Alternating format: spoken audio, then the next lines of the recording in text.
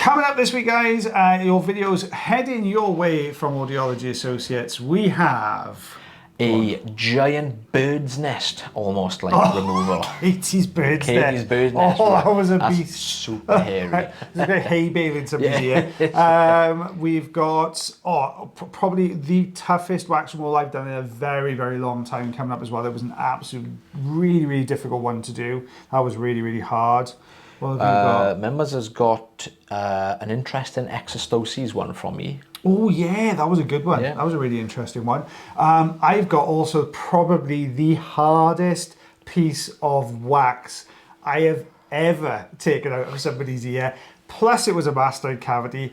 Plus it was tympanoplasty. So that one, you really, really do not want to miss that one, guys.